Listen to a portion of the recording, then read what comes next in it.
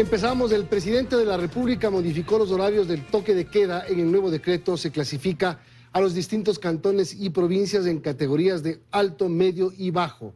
Ismeria Sodorosa no está aquí para contarnos detalles de estas nuevas disposiciones. Así es. El decreto 135 emitido por el presidente de la República, Daniel Noboa, establece la semaforización en todos los cantones del país de acuerdo a estos tres niveles: alto, medio y bajo. Es así que con semaforización alta comprende 38 cantones y el toque de queda aquí va desde las 0 horas hasta las 5 de la mañana.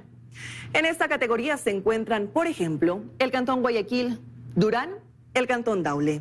También se encuentra el cantón Quinindé, Esmeraldas, Babahoyo, Manta y también el distrito metropolitano de Quito. En tanto que las zonas con semaforización media se encuentran 23 cantones. En esta categoría el horario del toque de queda comprende entre las 2 hasta las 5 de la mañana.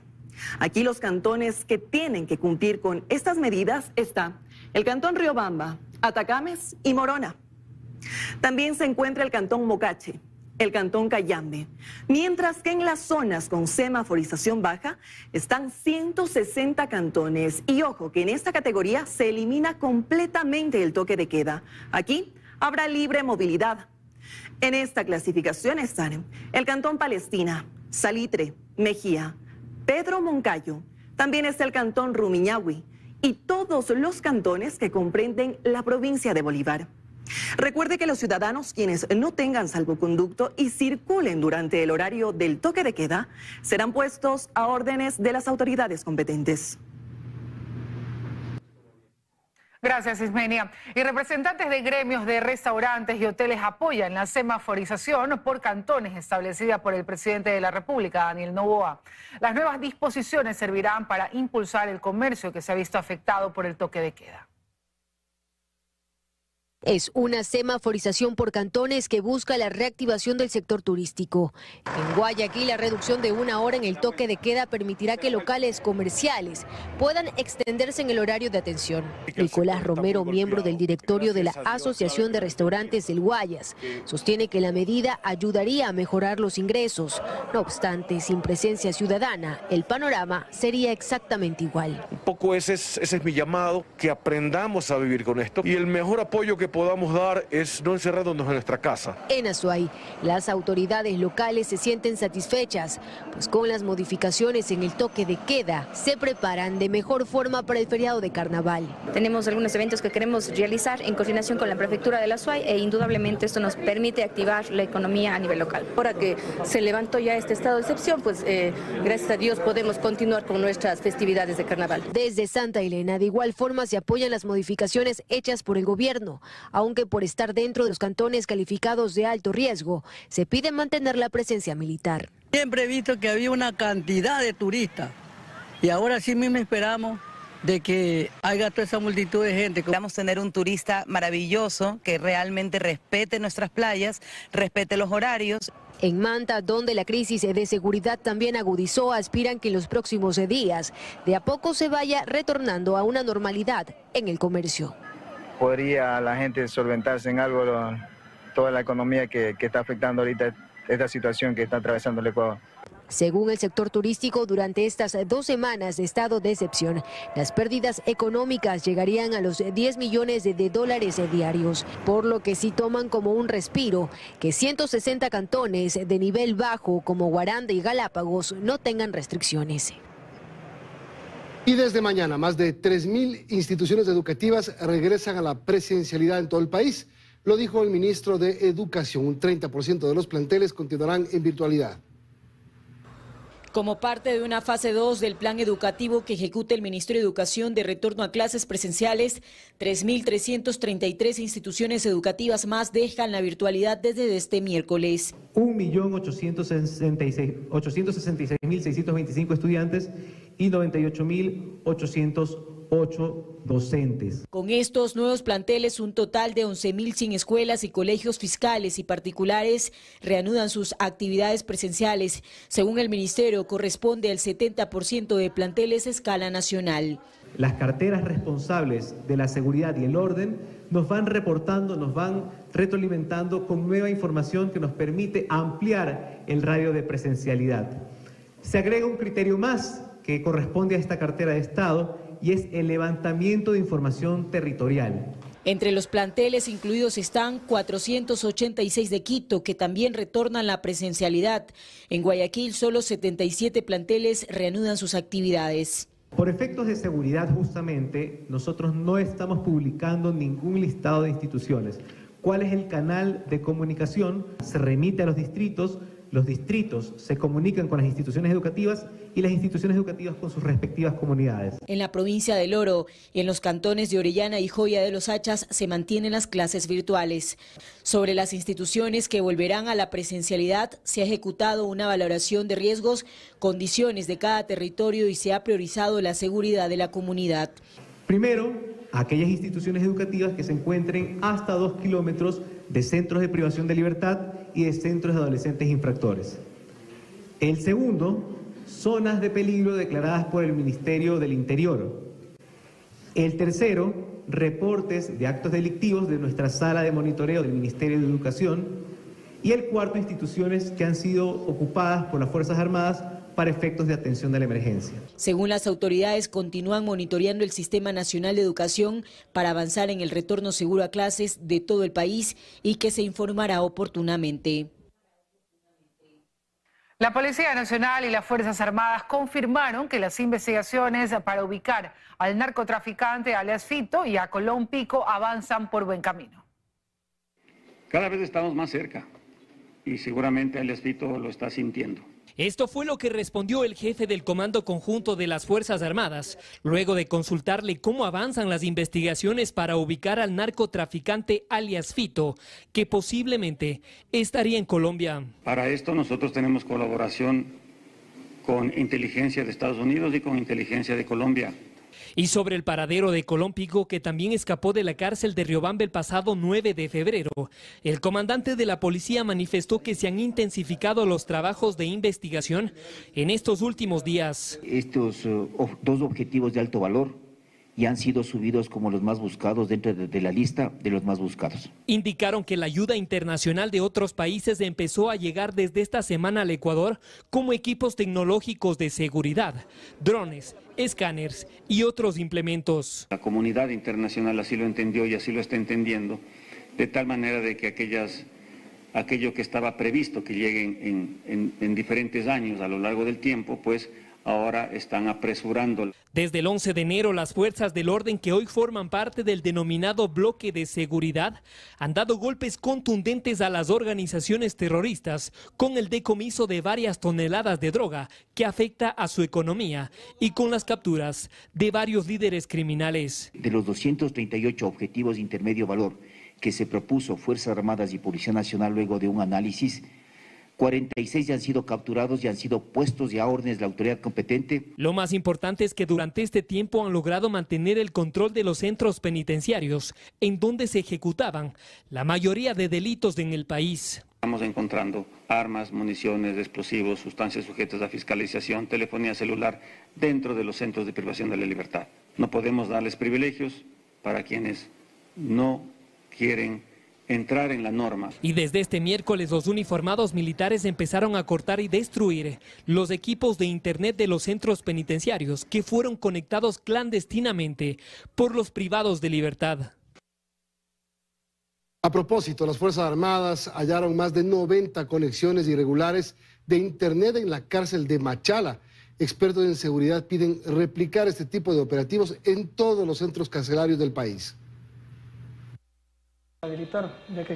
Este fue el momento exacto en el que miembros de las Fuerzas Armadas encontraron más de 90 conexiones irregulares de internet y televisión satelital en la cárcel de Machala durante el operativo realizado la tarde del lunes. Estas conexiones ilegales permitían la planificación de actividades ilícitas desde el reclusorio. Los uniformados con el uso de escaleras subieron hasta los techos del Centro de Privación de Libertad, mientras que otro grupo inspeccionó el patio de este centro carcelario. Desenredaron la extensa cantidad de cables y procedieron a inhabilitar más de 1000 metros de cableado. Que existen gran cantidad de módem, conexiones, cables, por donde los CPLs o los presos o los privados de libertad están haciendo sus conexiones a internet y así poder tener contacto con la civilización. De su parte, expertos en seguridad solicitan a las autoridades replicar estas intervenciones en los demás centros carcelarios del país. 36 cárceles del país tienen que ser intervenidas de esta forma. Esa actividad no la han realizado acá en la penitenciaría del Litoral.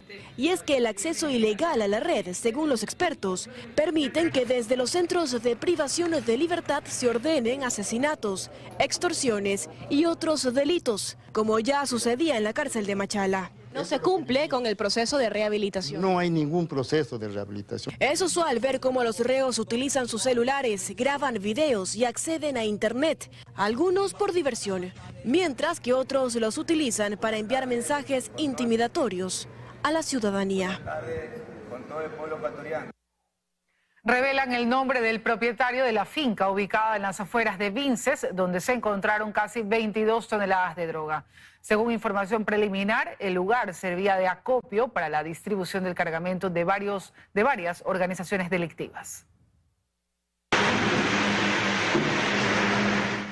El mayor decomiso de droga efectuado en el país ha dejado en su camino varias preguntas que de a poco se van respondiendo. Una de ellas, ¿a quién pertenecía este cargamento de casi 22 toneladas? La hipótesis que se maneja es que a varias organizaciones delictivas. Existen 6 marquillas, ¿no es cierto?, de diferente denominación, es decir, de diferentes logos.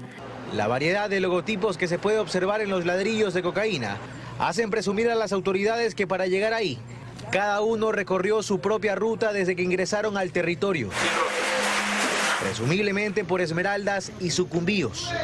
Llegaron a esta finca en Los Ríos, provincia donde, a decir de Inside Crime, operan 5 organizaciones terroristas: AK-47, Los Lobos, Corbicheros, Fatales y Águilas.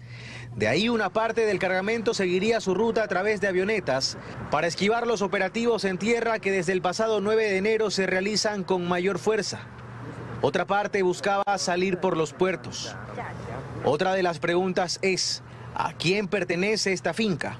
Fiscalía maneja un nombre, Edgar Fabián MP, quien no hace mucho habría comprado el predio. Según información que manejamos, la ha vendido el año pasado, pero el señor es fallecido, el propietario original, y de ahí compraron otras personas que ya están en el proceso investigativo. Era prácticamente una bodega de distribución. La hipótesis manejamos es que de aquí se distribuía a Guayaquil, a la parte costera de Manabí, inclusive en pistas clandestinas de aquí de la localidad de Los Ríos. Se gestiona la destrucción inmediata del cargamento, pues según su comandante, no puede permanecer en bodegas. Entonces están a la espera de una orden judicial.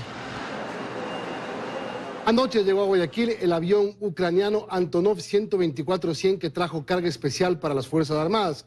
Este material servirá para continuar con la guerra contra el terrorismo. La ayuda internacional llega a Ecuador. Este lunes, cerca de las 7 de la noche, aterrizó en Guayaquil la aeronave Antonov 124-100. Este avión, considerado uno de los más grandes del mundo, trajo, según se conoció, vehículos desde Estados Unidos, después de hacer escala en Puerto Rico. Es una gran ayuda internacional, pero materialmente y físicamente anoche ya empezó a llegar la ayuda de los Estados Unidos.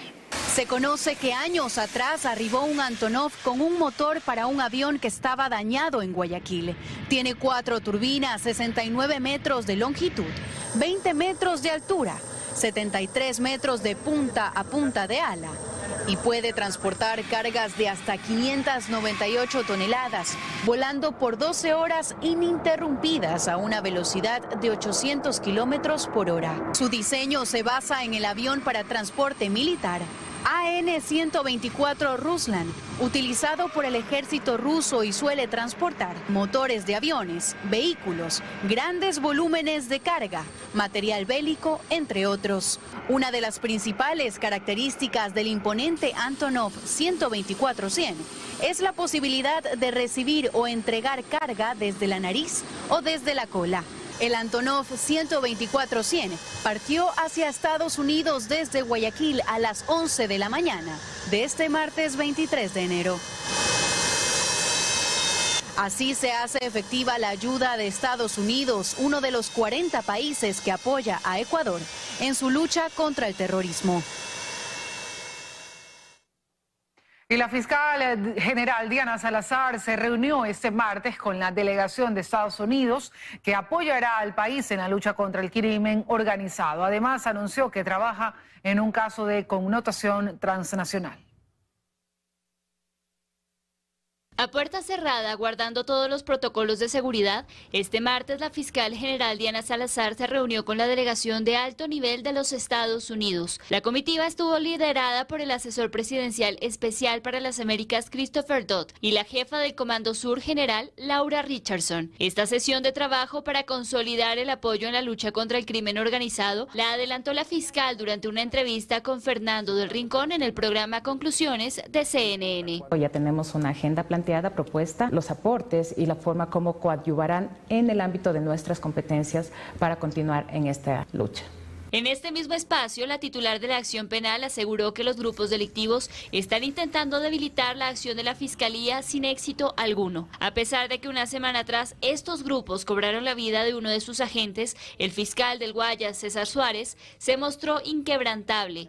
Dijo que en su memoria y en la de todos los que han sido asesinados en esta guerra deben continuar. Por eso recalcó que la investigación que estaba llevando adelante continuará como un caso de gran alcance. No me va a decir que es obviamente. Sí, estamos tomando los recaudos necesarios y en el momento en que contamos con los suficientes elementos de convicción para presentar a los jueces, esto puede ser público. Precisamente narró que la crisis de seguridad y los hechos violentos fueron advertidos por la Fiscalía como respuesta al caso Metástasis, pues esta causa evidenció cómo el crimen organizado permeó a las instituciones del Estado y aunque ha sido importante la respuesta en las calles, apuntó que es necesario atacar el bolsillo de los grupos delictivos. La Asamblea Nacional tiene ahora un desafío que es la aprobación de las reformas a la ley de extinción de dominio, que básicamente plantea la posibilidad de la extinción de los bienes sin la sentencia ejecutoriada. Lo que sí aclaró es que las cosas empezarán a cambiar con el control a los centros penitenciarios, pues se conoce que las órdenes de los asesinatos salen desde las cárceles.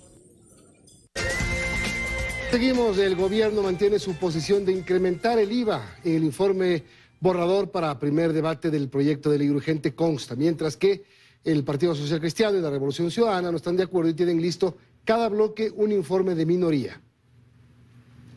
Este miércoles arrancará oficialmente el tratamiento del cuarto proyecto de ley económico urgente enviado por el presidente a la Asamblea.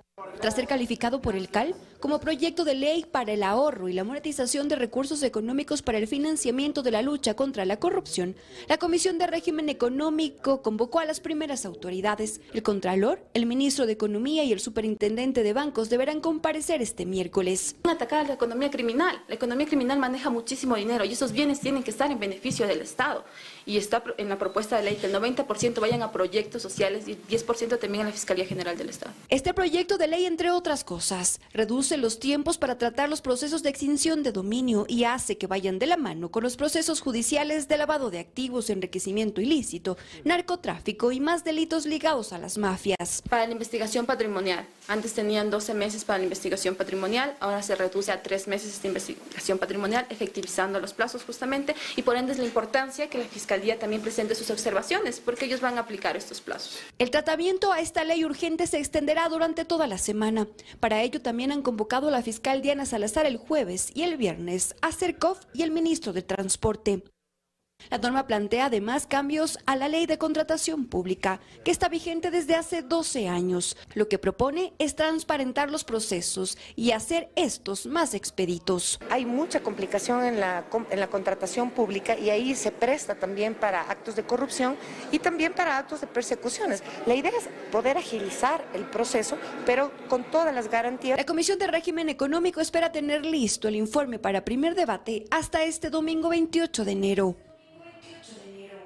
Y están listos los 3 dictámenes respecto de las preguntas de la consulta popular enviadas por el presidente Daniel Noboa a la Corte Constitucional. Ahora el pleno de ese organismo deberá pronunciarse sobre qué preguntas del plebiscito califican y cuál es la vía para que las preguntas del referendo.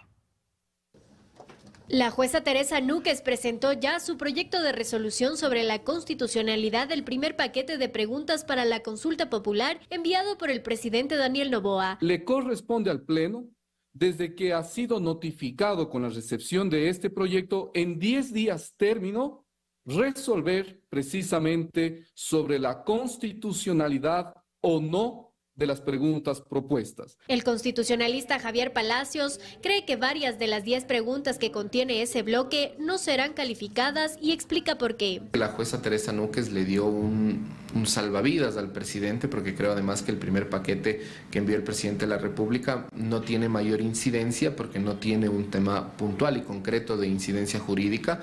Creo yo que en este caso hay un alto riesgo de que la Corte Constitucional no dé paso al primer paquete de... Pero además del Pleno de la Corte tendrá que analizar la vía que deberán seguir 6 de las 9 preguntas del segundo paquete que estaban en manos de la jueza Carla Andrade, quien también la noche del lunes emitió su dictamen. Y el Pleno va a resolver cuál es la vía idónea de cada una de las preguntas, si es que es vía enmienda o vía reforma parcial. Una vez que se tenga ese pronunciamiento, vendrá un segundo momento, que es el control de constitucionalidad de esas preguntas. Con relación a la constitucionalidad de las preguntas 3, 5 y 8, la tarde de este martes la jueza Carmen Corral emitió también su proyecto de resolución. Y aunque la Corte está avanzando con celeridad, los plazos establecidos en la ley muy difícilmente se ajustarían para que la consulta se desarrolle el 10 de marzo, fecha mencionada por el primer mandatario. Una vez que la Corte Constitucional califique las preguntas, el presidente Daniel Noboa debe emitir un decreto ejecutivo para convocar al referéndum y consulta popular, y el Consejo Nacional Electoral tiene 15 días para convocar a elecciones y hasta 60 días para llevar a cabo el proceso electoral. A través de democracia directa o vía Corte Constitucional, el presidente Daniel Noboa podría obtener una moratoria, ya sea de 1 o hasta 2 años, para el cierre del Yasuní-TT. Ecuador recibe anualmente poco más de 1.200 millones de dólares por la extracción de petróleo. En 6 meses se cumple el plazo para que la actividad petrolera en el Yasuní termine según mandato popular. Sin embargo, el gobierno analiza pedir una moratoria para enfrentar la crisis económica, en el cual podamos mantener ciertos ingresos hasta que pase este tiempo, que es un tiempo clave, que si es que no lo luchamos y no lo financiamos, perdemos el país. Se trata de una moratoria que podría alargar el cese de las actividades hasta por 2 años para que el fisco continúe recibiendo cerca de 1.200 millones de dólares anuales por la actividad extractiva. Una de las vías para no dejar de percibir este recurso plantea incorporar una pregunta a la consulta popular. Las cosas tienen que ir dentro de la coyuntura histórica que estamos atravesando, que se necesitan recursos para fortalecer la acción de la fuerza pública. En definitiva, pues voltear la página y dejar a un lado esto del pretendido cierre del campo ITT. Las proyecciones indican que la paralización del bloque 43 ITT tiene varios frentes. Las pérdidas por inversión hechas tan solo en el 2023, que sobrepasan los 1.900 millones de dólares. La pérdida de empleos y el costo por compensación sería de 251 millones. Además del cierre de las operaciones, que el monto llega a los 13.800 millones de dólares. ¿Cómo se va a financiar? Eso tendría que tener partidas en el propio presupuesto general del Estado. Y en este momento distraer semejantes recursos para desmontar un campo que le significa un importante ingreso económico al Estado ecuatoriano, eso es como dispararse voluntariamente al pie. Otra de las opciones, y quizás la de efecto inmediato, sería enviar el pedido de prórroga directamente a la Corte Constitucional. No obstante, Azpiazu teme que la Corte no tome en cuenta la urgencia de estos recursos en plena guerra contra el narcotráfico.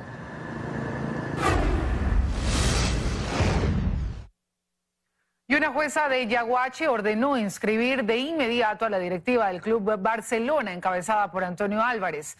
El Ministerio del Deporte apelará a esta decisión, a la que su titular calificó de decepcionante para el fútbol y el país. ¿Qué tan difícil puede ser elegir a la directiva de un club deportivo? Los socios del club van a las urnas, eligen a quienes son de su agrado, gana la mayoría, capítulo cerrado. Pero en el Barcelona Sporting Club esta ha sido una historia larga, tropezada, llena de polémicas y que aún no termina. Empezaron tarde en octubre de 2023, 2 meses después de lo previsto, porque ya se había presentado una primera acción judicial. Superado esto, se inscribieron 2 listas. Una fue descalificada y la otra pasó a ser encabezada por Antonio Álvarez. Quienes integraron la lista que fue hecha a un lado interpusieron 6 acciones judiciales para evitar que las elecciones se efectúen. Todo esto ya ocurría en apenas 4 meses. Y para sorpresa de muchos, sin ir a las urnas, el Tribunal Electoral de Barcelona nombró presidente a Antonio Álvarez, quien tomó posesión el 13 de diciembre. Pero 6 días después el Ministerio del Deporte negó la inscripción de la nueva directiva. Terminó el 2023, empezó enero. Y la lista debió subsanar los inconvenientes detectados por el Ministerio del Deporte, que advertía sobre informar a la Federación Ecuatoriana de Fútbol sobre la falta de representación jurídica del club. El pasado 19 de enero, tras comparecer a una audiencia de acción de protección que no prosperó, el ministro del Deporte, Andrés Guzmán, reiteraba en un comunicado: esto es parte de una maquiavélica estrategia jurídica y mediática que tiene como objetivo llevar la estabilidad deportiva e institucional de Barcelona al filo de la cornisa, utilizando la urgencia para presionar al registro de la directiva del club, sin la revisión necesaria y obligatoria de los requisitos que establecen la ley y el reglamento, algo que no vamos a permitir. En ese mismo comunicado adelantaba que se había presentado una nueva acción de protección, esta vez en Yaguachi. Este domingo se conoció que Carly Vargas, jueza de esa unidad judicial, ordenó al Ministerio del Deporte inscribir de inmediato al directorio de Antonio Álvarez. Una decisión que ya adelantó esta cartera de Estado será apelada. La magistrada fue destituida como jueza de San Borondón en 2022, en medio de polémicas decisiones. Pero en octubre de 2023 fue restituida por una acción de protección concedida por John Rodríguez, ex juez de Yaguachi, procesado por prevaricato, también por controvertidas decisiones. La resolución de la jueza ha sido calificada por el Ministerio del Deporte como decepcionante para el fútbol, el deporte y el país. La polémica ya cruzó fronteras. La Conmebol ha pedido que se le informe sobre el caso, ratificando que se debe cumplir con el principio de no injerencia. ¿Qué tanto podría escalar este caso y cuáles podrían ser sus repercusiones?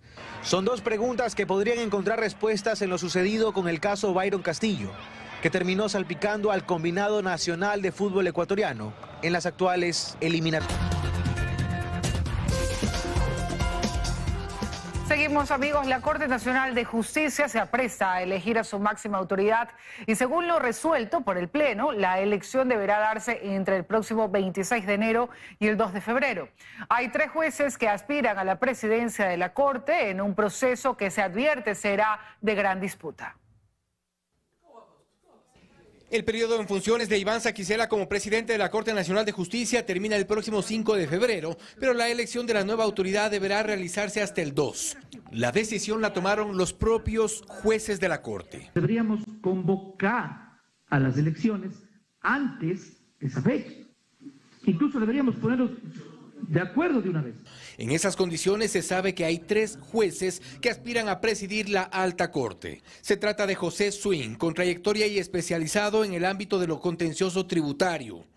Se habla también de la intención de reelegirse de Iván Saquicela, uno de los jueces del caso Sobornos. Le sigue la doctora Daniela Camacho, cuyo nombre sonó en casos como Sino Hidro. En lo más reciente, Camacho se ha excusado del caso Metástasis, según dice, porque mantiene amistad íntima con el procesado y uno de los principales involucrados en el caso, Wilman Terán.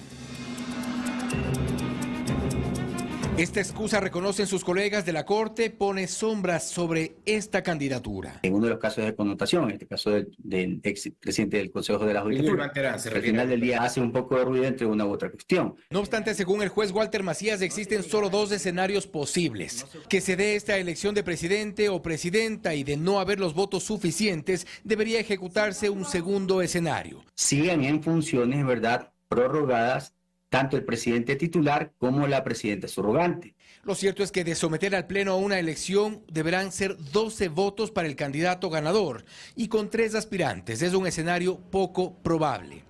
La decisión, sin embargo, se tomará desde el próximo 26 de enero. Hasta tanto, hay 3 candidatos y hay una campaña electoral interna. Se aprobó el reglamento de uso del metro de Quito. Se establecieron faltas leves, graves y muy graves. Quienes sean sancionados deberán cancelar multas o incluso hacer trabajo comunitario. Este es el nuevo reglamento de uso del Metro de Quito. Contiene 43 artículos y en él se establecen diversos tipos de faltas. Entre ellas figuran como leves el realizar actividades culturales o artísticas sin los permisos correspondientes, el ingerir alimentos y el utilizar de manera indebida las gradas eléctricas o ascensores. Estas faltas tienen una sanción del 25% del salario básico unificado, es decir, $115. Entre las graves están el sentarse en el piso, gradas o escaleras mecánicas, el fumar o consumir sustancias sujetas a fiscalización en el subsistema y el desplazarse en las instalaciones o en el tren usando patines, patinetas, bicicletas u otro tipo de dispositivo. Estas faltas son sancionadas con el 50% del salario básico unificado, es decir, $230. Y las muy graves, como el forzar la apertura o cierre de puertas, el uso indebido de dispositivos de emergencia, el portar armas de fuego, armas blancas u otro tipo de artefacto peligroso, además del daño a la infraestructura como rayar, manchar, escribir, entre otros, tendrá una sanción de un salario básico unificado, es decir, $460. De igual manera se ha tratado